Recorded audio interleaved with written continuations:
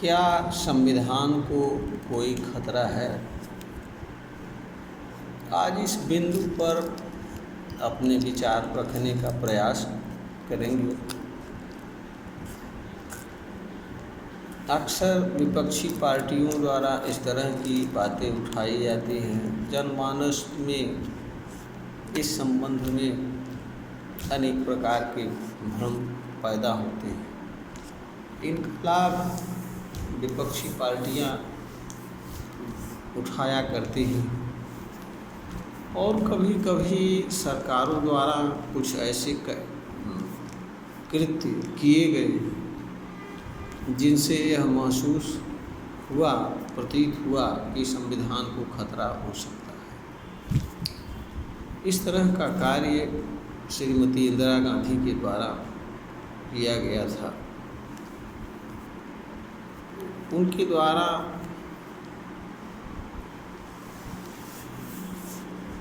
42वां संशोधन किया गया, जिसमें यह कहा गया कि सरकार कुछ भी कर सकती है।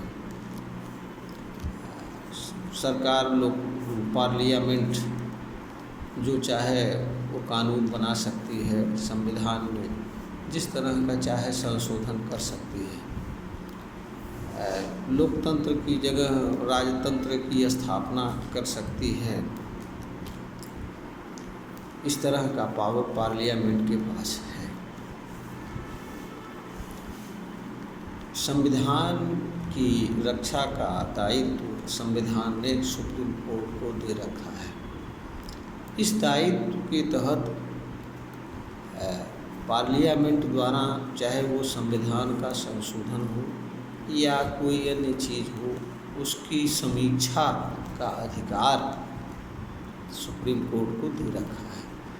सुप्रीम कोर्ट अपने इस अधिकार के अधीन समीक्षा करता है, तमाम कानूनों को असंवैधानिक घोषित करता है, संवैधानिक संशोधनों की समीक्षा करता है। अगर उनको संविधान विरुद्ध पाता है तो उन्हें असंवैधानिक घोषित करता है। उच्चतम न्यायालय का यह सामान्य सा कार्य करने का तरीका है। यह चीज़ें उच्चतम न्यायालय संविधान द्वारा दी गई शक्तियों के अधीन किया जाता है। इस तरह के केशवानंद भारती का आया और जिसमें यह कहा गया सरकार की तरफ कि संसद कोई भी संशोधन कर सकती है, जिस पर उच्चतम न्यायालय ने कहा नहीं, सरकार ऐसा कोई संशोधन नहीं कर सकती है जो संविधान के मूलभूत ढांचे को नष्ट करने वाला हो। संसद नहीं सुप्रीम है। भारत में संविधान सर्वोच्च है। संविधान ही सरकार के तीनों अंगों को अधिकार प्रदान करता है, जिसके अधीन वह अपने अपने कार्य करते हैं।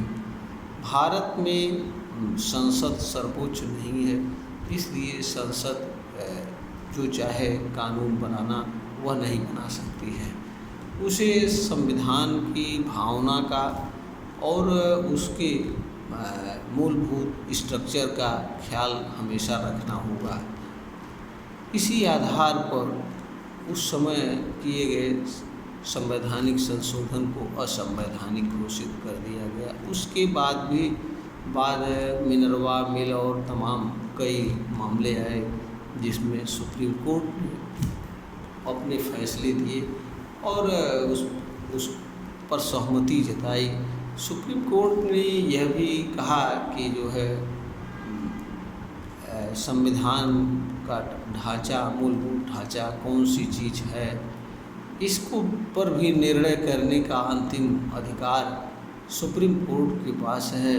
इस पर निर्णय करने का अधिकार पार्लियामेंट के पास नहीं है। अब प्रश्न ये उठता है कि किन चीज़ों को सुप्रीम कोर्ट ने उस समय मूलभूत ढांचा माना। लोकतंत्र को, जनता के मूलभूत अधिकारों को और न्यायिक व्यवस्था को, चुनाव प्रक्रिया को, संविधान की प्रस्तावना को आदि ऐसे अनेक चीज़ों को उन्होंने उच्चतम न्यायालय ने मूलभूत ढांचे के रूप में स्वीकार किया।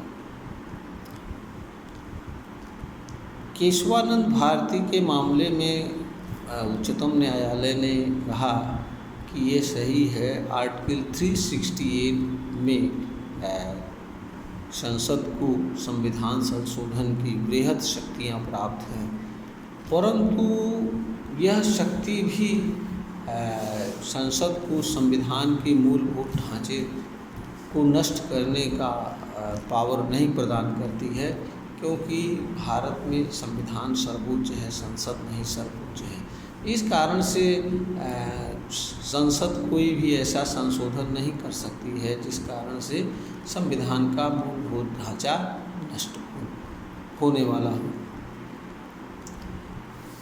उस प्रकार के विधायी निर्णयों से यह बात बहुत स्पष्ट है और संविधान में जो दी गई व्यवस्थाएं हैं उनसे भी स्पष्ट है कि संविधान को कोई खतरा नहीं है।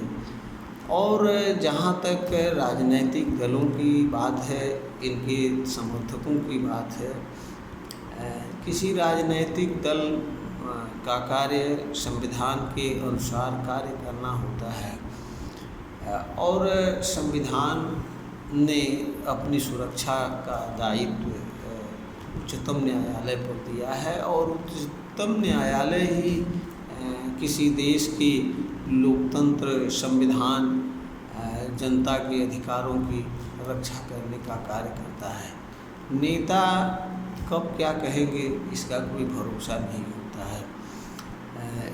इस कारण से किसी भी तरह की यह विचारधारा कि भारत का संविधान खतरे में है निरर्थक है। भारत का संविधान कभी खतरे में न तो था और ना ही है। दूसरी बात यह भी है कि हमारी जनता ऐसी सरकारों को बर्दाश्त करने का आदी नहीं है। हमारे देश में लोकतंत्र की जड़ें अत्यंत गहरी हैं और दूसरी बात यह भी है कि हमारे देश की अधिसंख्य वर्ग की आत्मा भारत के संविधान में बसती है।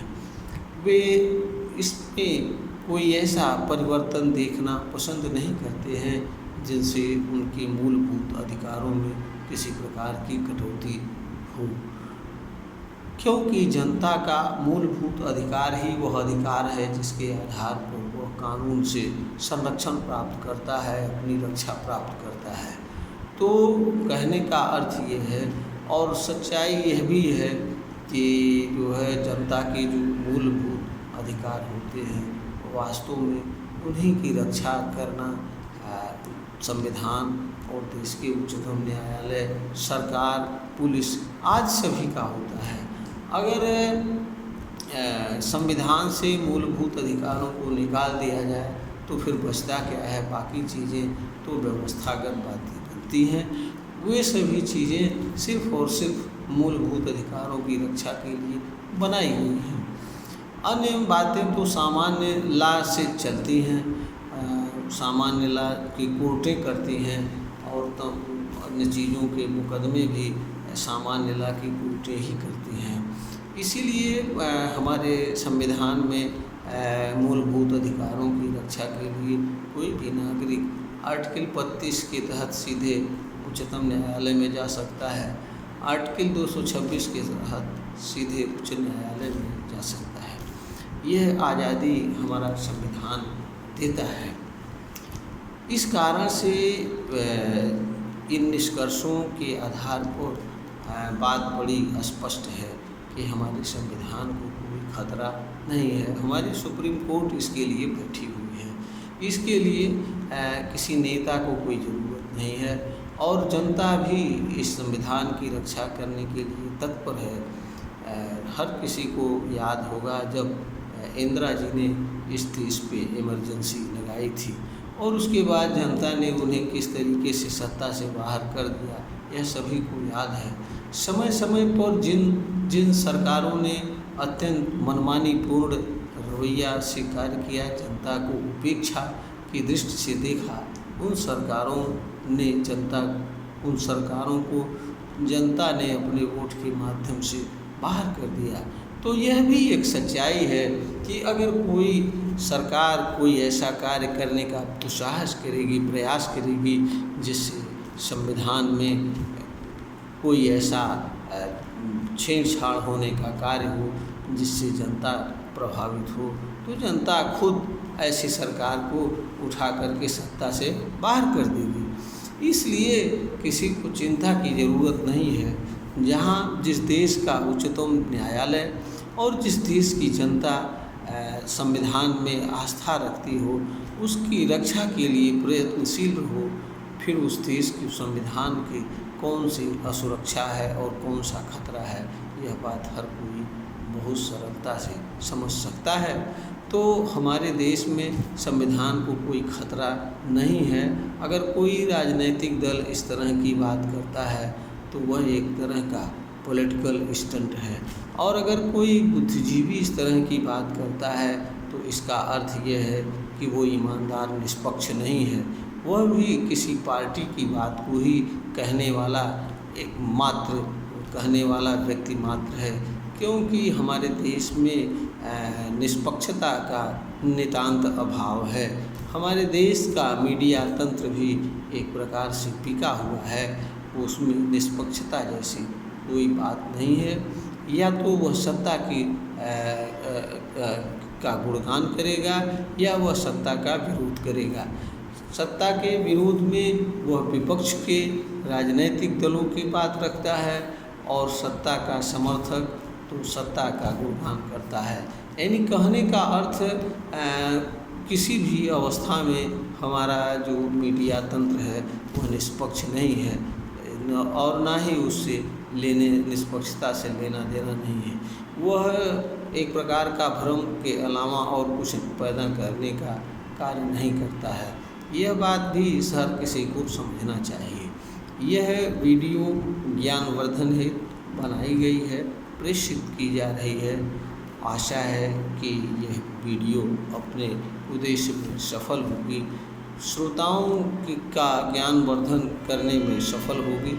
इसी के साथ हम अपने समस्त श्रोतागण को नमस्कार करते हैं और आशा करते हैं कि हम पुनः एक नई वीडियो के साथ किसी नए विषय के साथ उपस्थित होंगे।